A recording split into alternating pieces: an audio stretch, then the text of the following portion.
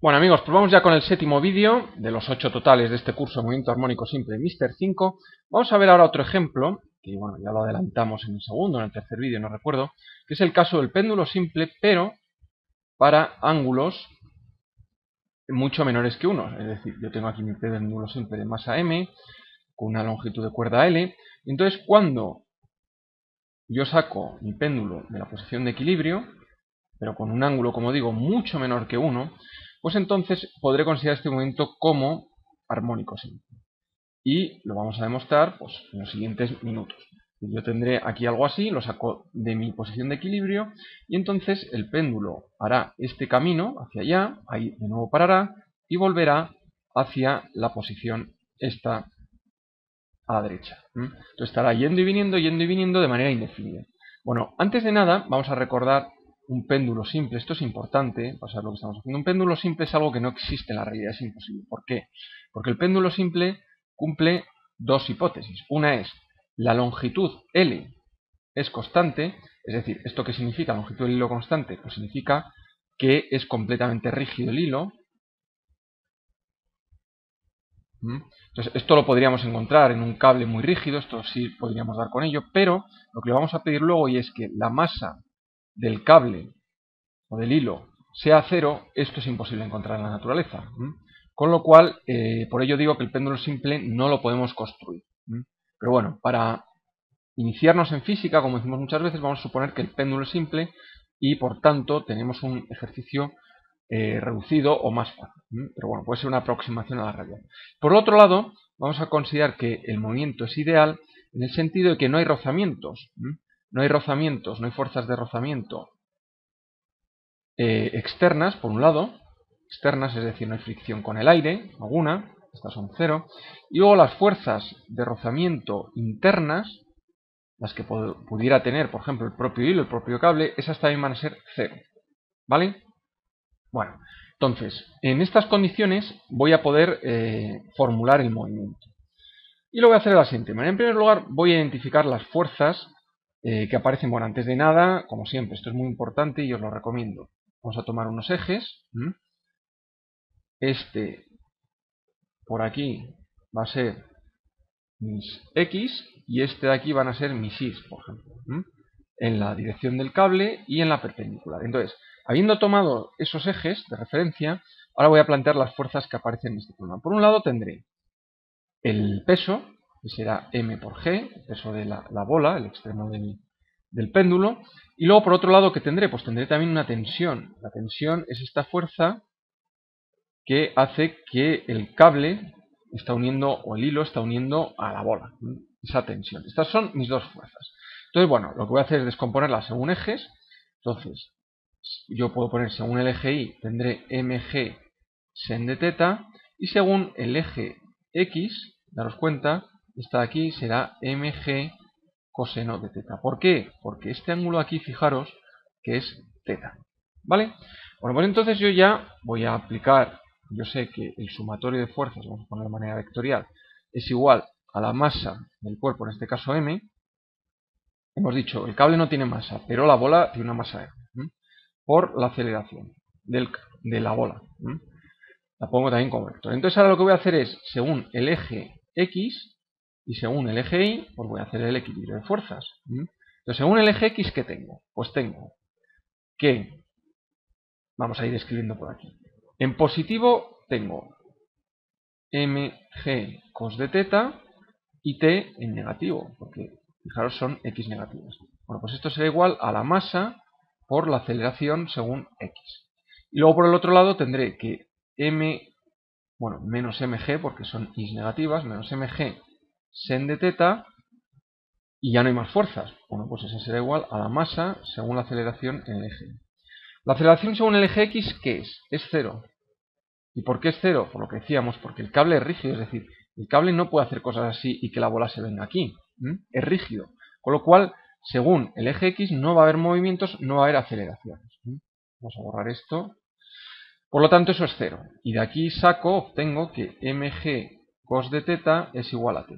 Bueno, pues he obtenido la tensión, ya sé cuánto vale en función del ángulo teta. Bueno, y mg son constantes. Y ahora, de esta otra, de la segunda, Fijaros, puedo simplificar la masa y obtengo que la aceleración según I es menos g sen de teta, ¿vale? Pero claro, la aceleración según I, ¿a qué es igual? Pues al ser un movimiento radial, esta aceleración I es lo que conocemos también como la aceleración tangencial. Pues esto a qué será igual, sabéis que es L por la derivada segunda de teta respecto de t dos veces. Por lo tanto, lo sustituyo y ¿qué obtengo? Pues obtengo que menos g sen de teta es igual a L por la derivada segunda de teta respecto de t dos veces.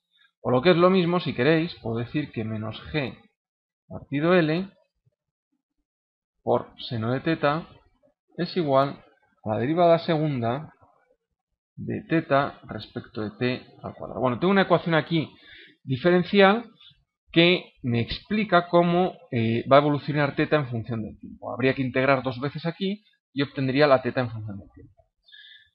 ¿Pero esto a qué me recuerda? Vamos a hacer aquí un ligero paréntesis.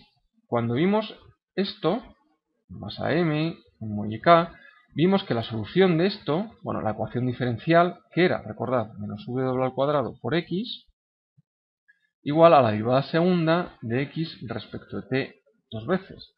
Y esto vimos que la solución era una función de esta forma, coseno de wt más phi. Pues fijaros, esto y esto se parece bastante, ¿no? Si yo llamo a g partido L lo llamo w, parece que tengo la misma ecuación, y si a teta, si sen de teta lo pudiera poner como x, tendría la misma ecuación. Tendría la misma ecuación diferencial, sería la misma solución, sería el mismo problema en el fondo. Pues bien, matemáticas, límites. ¿Qué ocurre este límite? Bueno, vamos a ponerlo en función de teta.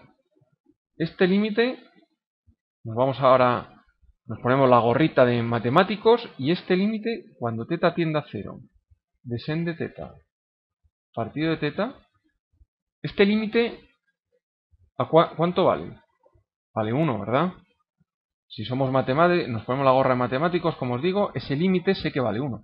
Por lo tanto, si teta es muy muy pequeño, es decir, teniendo a 0, muy muy pequeñito, yo puedo poner que sen de teta será aproximadamente teta, ¿verdad? Por lo tanto, fijaros que lo que tengo aquí, menos gl por teta, por la derivada segunda de teta respecto de t cuadrado, es esto de aquí. Por lo tanto, estoy hablando de lo mismo. Si llamo a g partido L w, yo sé que la solución de mi ecuación diferencial, es decir, la solución de esto, yo sé que va a ser algo del tipo teta igual a coseno de wt más phi con w, en este caso va a ser g partido L, w ahora ya no es, en este otro caso w al cuadrado, recordad, era k partido m, bueno, pues ahora w al cuadrado, recordad, bueno, ahora en este caso w va a ser g partido L, y entonces tengo ya mi ecuación para teta, y la velocidad angular, imaginaos que definimos omega como la derivada de teta respecto de t, pues eso que va a ser menos a w por el seno de wt más phi.